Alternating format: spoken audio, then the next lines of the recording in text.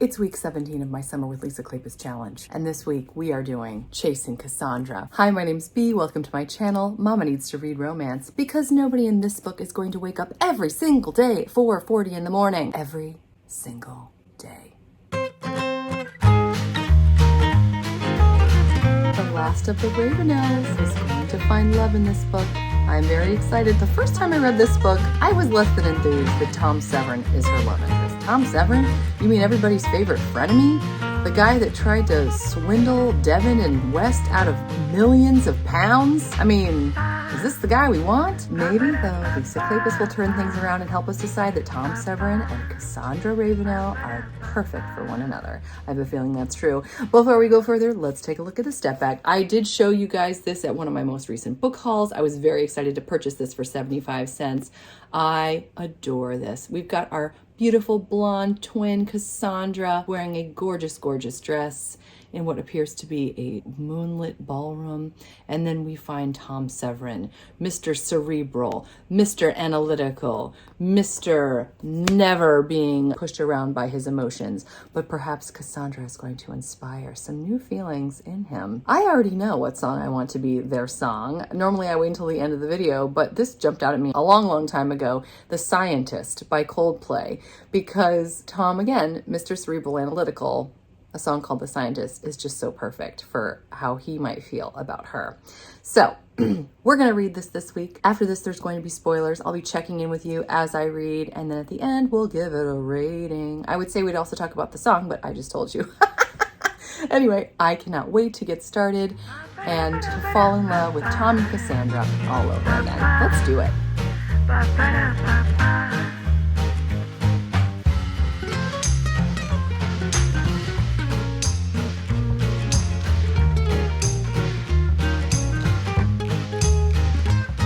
Chapters 1 through 5. Today is my son's birthday. He is 9. My oldest. I can't believe it. He's only one digit for one more year. It's crazy. But let's talk about Chasing Cassandra. So we start off Tom Severin. He is noticing that life just doesn't hold the same joy for him that it did before. Although I don't know if joy is the best word. He found things that he enjoyed, and now nothing does anything for him.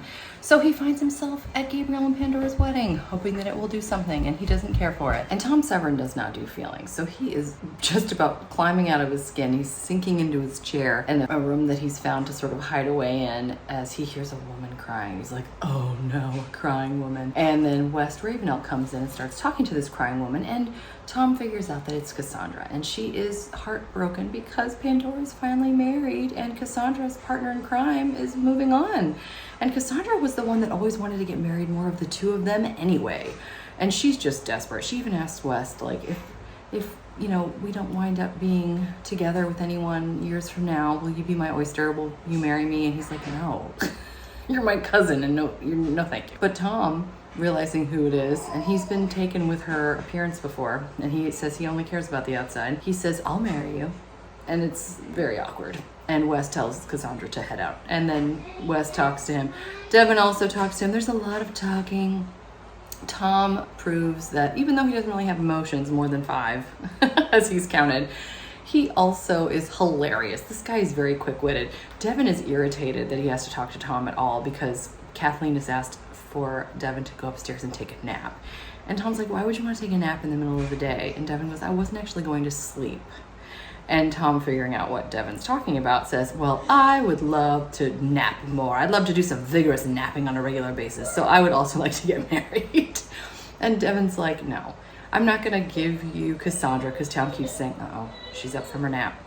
Let's see if I can finish this really quickly. They have some beautiful exchanges, and she's kind of taken with him. She's surprised with how self-effacing he can be, but she recommends novels to him, and he said, you know what, I'll give one a try. I only generally like nonfiction.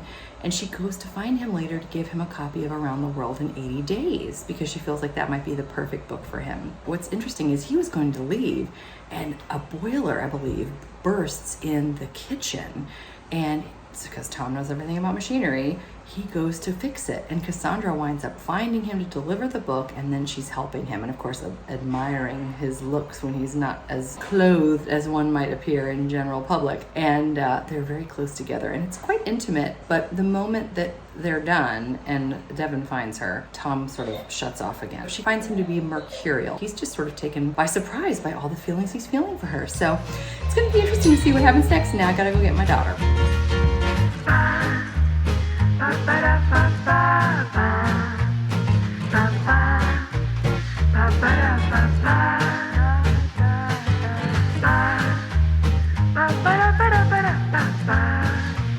Living that glamorous life till my kids have a stomach bug.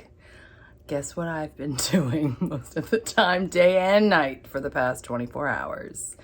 Thank heavens I have my audiobook to listen to. This one's going to be short, just chapters 6 through 9. So Tom's having lunch with Winterbourne. And basically the gist of the conversation is Tom feels like love doesn't exist and he doesn't need it in his life. And of course, Winterbourne completely disagrees since he's madly in love with Helen.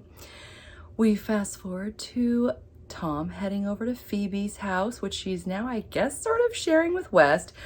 Tom notices that West has really changed, like obviously for the better. I mean, although he was pretty good before, but he's a different man now that he's with Phoebe, that they're just like this unit and it's just so beautiful. But of course, Tom is not impressed.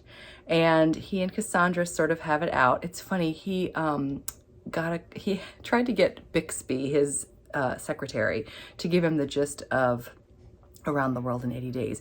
Initially, he left the book behind on purpose because he didn't want to think about Cassandra, but then it was bothering him, so he got a copy. And the lesson that he learned was, like, you can save a day if you go against the time zones. She's like, that's not the lesson you're supposed to learn. And he's just like, I don't want to read any more novels. I don't care. I don't want to sit next to Cassandra. Like, I'm just not interested. And Phoebe's like, oh, okay, well, I didn't want to sit next to West, and that turned out pretty well. Cassandra and Tom do not wind up sitting next to one another, but she's obsessed with him. He's obsessed with her. Again, you know what's so funny? Lord Foxhall is there at this dinner, which is, if you may remember, one of the sons of Lillian and Marcus from the Wallflower series. And Cassandra didn't have any interest in Lord Foxhall. This guy's apparently really attractive, but this is 2 books in a row where people are like, no, not Fox, not Lord Foxhall. What's wrong with him? Where's his book? Is that going to be the next one? Anyway, so Cassandra and Tom are looking at one another conspicuously during dinner. And he's been studying her so much that he notices that one of her shoes has fallen off under the table and it is now lost. So he goes up to her as they're departing for dinner and he's like, what's going on? She's like, I lost my shoe. So he actually told her to meet him in the winter garden and he found it for her and brought it to her. So I have a strong feeling that chapter 9 is going to be all about them having a nice little conversation. And maybe some more. We'll have to see. Back to the grind. Where are you?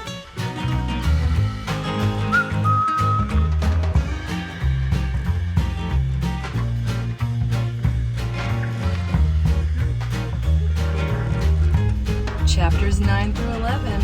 I cannot get over how romantic Tom is without even trying. It's amazing. He was talking about how so after the shoe debacle, they're still in the winter garden together alone. And Cassandra basically says she wouldn't mind kissing him because they start dancing. He's got this incredible dancing skill. He's waltzing her around. He's amazing. And she acts like, oh, it wouldn't be so bad if you kissed me. And he says, if you go off course 1 degree, you end up in like 5 feet off course pretty rapidly. And, if you end up doing the same thing, if you keep going, instead of ending up in England, you'll be in the North Sea or something like that, just by veering off course 1 degree. And I don't remember exactly the details, obviously, but the point of it was, and what he tells her, because she didn't get it either, he said, 1 kiss can change your life. I was like, oh! I mean, he even says something to the effect of, you've ruined me forever. I don't think I'll ever be able to stop thinking of you, but I don't want these feelings. I don't feel other feelings than my 5 feelings, and I don't want this stuff. He's courting a woman right now. Actually, well, he's been courting a woman. They haven't made it official yet, but she has 0 interest in him. It's just a match for convenience, and they'll get things out of it, mutual benefits, the families and Tom Severin, and and they're all fine with it, and everybody's out in the open saying we have no feelings here, we're fine with it. And she sees Cassandra at a dance. So, and he goes too. He takes her, and they're making fun of Cassandra, and he talks about how incredible she is. And when his supposed potential fiance sees the way that he's looking at Cassandra and the way that he's talking about her, I think she realizes he is capable of some of the feelings that he's professing not to be capable of. And he really offends her by talking so much more nicely about Cassandra than he has basically anyone ever. And at that point, they realize there's no way they're going to end up together. I'm talking about he and his potential fiance, whose name I cannot remember, and I'm so sorry. Anyway, he gets pretty jealous because she has been dancing a lot and getting a lot of attention from different gentlemen at the dance. And yeah, it's very interesting. The other big thing that happens, so I don't think I've mentioned this yet, there's a little boy who Tom sees picking up cigar bits from a ditch to make new cigars and sell them. He's an orphan, and Tom is not willing to admit that he sees himself in this boy, or that he has empathy or sympathy or anything like that. He was impressed that when his hat blew off, the boy brought the hat back as opposed to stealing it and selling it and all this. So with the boy's honesty, Tom decided that he would hire this boy and have him come in and sweep, and he just makes a job for the boy to do. And one day the boy is scratching a lot. He has lice. So Tom takes him, because Bixby won't do it. He's afraid to do it. Tom takes this boy himself to Dr. Gibson's and has Dr. Gibson give him a bath and clean him up and delouse him and deflea him as well, apparently. This boy is hilarious too. He's like, it's just a couple chats. Everybody's got chats. And he's like, no, not everyone has chats. Anyway, but of course, Dr. Gibson was going to be having lunch with, guess who? You'll never believe it, Cassandra, who she referred to as her sister-in-law, which I thought was interesting. So that means, because she's married to Ethan, that there's this openness about Ethan being brothers with Cassandra. How cool! I love that. So anyway, Cassandra just happened to be there and just happened to appreciate Tom taking his shirt sleeves up so he could help wash this little boy. And it was pretty cute, but I think she's very impressed by how sweet he was. But it's interesting, when she starts to talk to him about it, he immediately gets super defensive, like, oh, you think I should take him in? Why is that? Because you think I'm like him? I'm just good as you. I'm not just some street urchin just because I didn't come from money. And I mean, it was very interesting. I think Cassandra was very taken aback, but it showed Tom's hangups. He is afraid that he's lowborn and that he's not good enough. And I don't think he's even really admitted that to himself. So kind of interesting.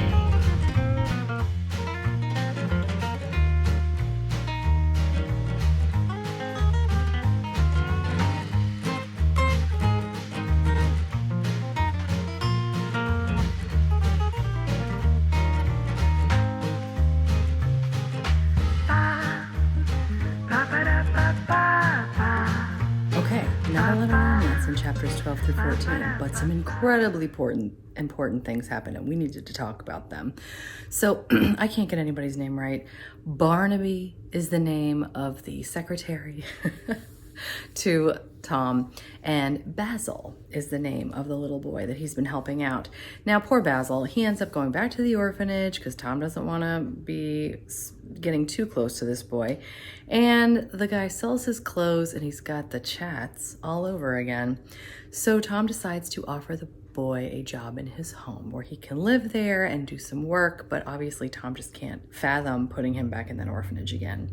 But I think Tom's not even really willing to explain that to himself. Now here's what we're gonna really talk about. Cassandra, you remember in the last segment we talked about how she went to a dance, she was dancing with someone, Tom got jealous. Well, that was Lord Lambert, and Lambert's got designs on her right away. He feels like they're gonna get married. And they go to another event in this segment, and he introduces her to his father, the Earl, I believe, of Ripon. This guy's looking at Cassandra's cleavage. He is looking kind of lascivious, honestly. I mean, this guy, a little nervous about him. And Cassandra doesn't feel comfortable either. And the both of them are acting like she's an object, like they're going to get married, and he hasn't even talked to her about it yet.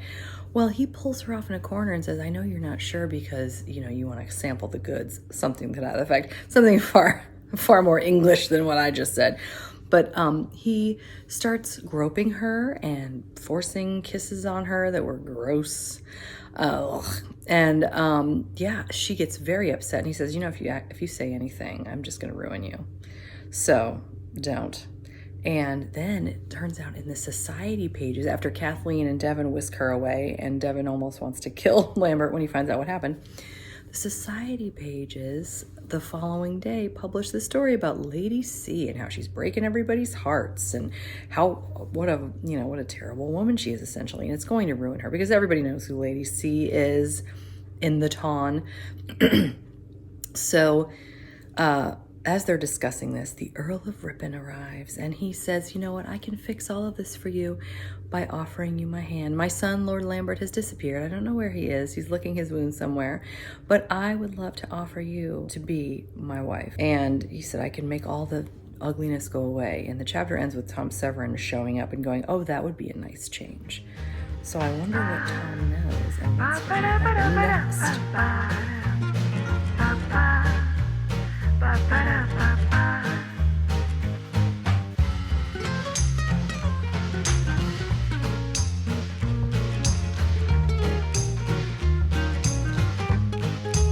Chapters 14 through 19. This is actually going to be pretty short because there's a lot of details, but it's basically just one big thing. You're just not going to believe this. So Tom buys the Chronicle. That's right. He buys the entire newspaper that has the society page so that he can force the editor to tell him who wrote that column that was shaming Cassandra. Turns out that it was the Earl of Ripon, or I think they called him Lord Ripon. So I may have gotten that wrong. But anyway, it was Ripon that wrote that article. And Tom said, yeah, he knew that if he ruined you, that you would have no choice but to accept him as a marriage prospect because he wanted you. So he was going to get what he wanted too. And then Tom and Cassandra talk. He says, I really want us to get married. Basically, I want to create a contract. I want you to know you can buy all the shoes you want that will actually fit. You can have power. You'll have plenty of money. You'll have, you'll get to run the entire home exactly the way that you want it. You can go anywhere you want. And, he's just trying to make the deal really sweet. But it isn't until he says that at one point, because they're having tea, she just says that she was going to have a cake, but then she pulls her hand away and that she can't eat the cake because she's trying to lose weight. And he's like, why? You're perfect. Even if you gain 2 more stones, I would totally still love you. He didn't say totally. But anyway, yeah, she lunges at him after that. And they have a very, very steamy encounter where Devin ends up almost breaking it up, but Tom wants to please Cassandra, so he gets Devin to wait a few minutes. And yes, Tom basically rocks her world. And then she talks to everybody in her family because she doesn't need a complete consensus, but she wants people to agree to the match. So she lets him know one day in a park during a nice winter walk that she's consenting to marry him. So there you have it. Let's see what happens next. Chapters 20 through 23, all the romance. We start with Tom and Cassandra working on their contract. Things like no dogs or doilies, which she's definitely going to want a dog, and she wants some fringe on some of her clothes. He doesn't like any kind of dangly things. It's pretty funny and cute. And she finds out that he has Basil now in his home, but not as a ward, as someone who's working there. So I think she wants to amend that. So they have their wedding. They have some beautiful kisses. It's very intimate and sweet. And West comes in, interrupts, and gives his blessing. He says, who am I to judge? Because you have been much more of a choir boy than I have in the past for the most part. So I give you my blessing. I think that made Tom feel good, but he gets down on one knee and gives her the most gorgeous ring before the following chapter when they have their beautiful wedding. It's raining cats and dogs outside. There is every accent in the world. You've got Ethan Ransom with his Irish accent. You've got Reese Winterbourne with his Welsh accent, and everybody else is British, of course. It was fun to listen to all of them talking about their own cultures, superstitions regarding rain on the wedding day, which was just so funny. But it was a beautiful wedding, and then they take a private train, of course, right, with Tom Severin with his train empire, And they go to a beautiful hotel. Reese actually gave them the hotel reservation, so they know it's going to be nice. But they have a lovely time. He helps her out of her wedding gown, and then they proceed to have some beautiful moments, as you can imagine. And yeah, I think now we're just into the honeymoon, really. But yeah, it's the beginning of wedded bliss. So what more can you ask for?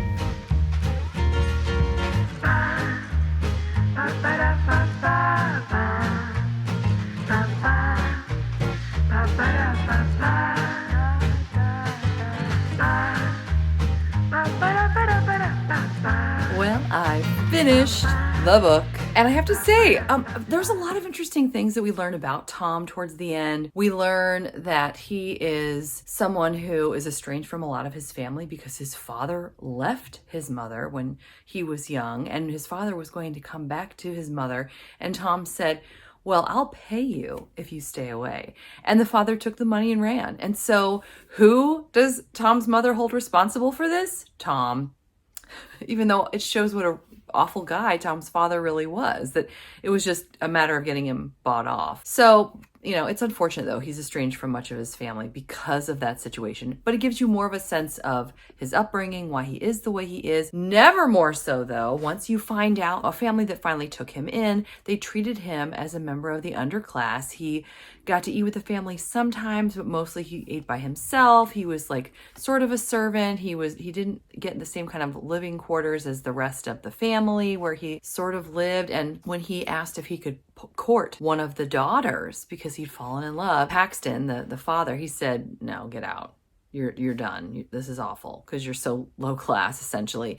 And Tom was like, no, you know, it was fine. I didn't really care. And Cassandra's like, you did. You loved them. You don't let yourself feel these things because you've been hurt so badly that it's all buried so deep. And she really realizes it through the way that he treats Basil. I was gonna say Basil. She finally helps Tom come around. Basil gets to call Cassandra mom, and she's teaching Basil how to read and write. Oh, and I should tell you, they had a lovely honeymoon, some great scenes, beautiful, very romantic, before they come back and sort of the honeymoon ends because of the way that Basil was being treated, the way that Tom had been treated when he lived with the Paxtons. But as I said, Cassandra helped Tom see the light, and now Basil is a member of the family, which is lovely. But at one point, we also find out that Tom is going to be buying land for the railway that's on this tenement housing. It's terrible conditions, and so he's going to be demolishing all the tenement housing, and there's no place for any of these people to go. And he's like, you know what though, I'd be doing them a favor because the housing is so terrible. And Cassandra's like, yeah, but don't you want to be seen as a benefactor? He's like, yeah, I mean, I guess I'd like to. And she says, well, okay, well, you said I could have a charity of my choosing, and my charity is going to be finding housing for these people. And so I'm glad that she's going to do that, because that would be terrible if he just threw all those people out. So, I mean, his heart has grown a lot, but man, there's still room for improvement, I think is what we're learning. You know how Lisa Kleypas often ends one of these books with kind of an exciting ending, and what happens is Uncle Batty, who had been housing Basil and basically benefiting off of Basil's hard work, comes to collect him when Basil is out front on the porch sweeping, and Tom basically brawls with Uncle Batty in the streets to keep Basil. So that is very lovely that he was willing. It's very nice that Tom was willing to go to bat against Uncle Batty. But yes, it was a very nice ending. I would like to rate this probably at 4 stars. I loved Cassandra. I like Tom. He grows so very much. At the very end, Tom surprises Cassandra with tea with Jules Verne, the author of Around the World in 80 Days. And you find out that Tom's been reading quite a few novels. So you realize that his evolution is still continuing, which is good.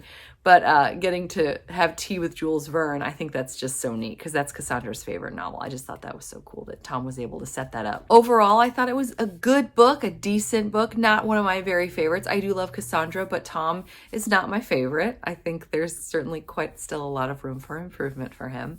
I'm going to go ahead and give this 4 stars, which is still good.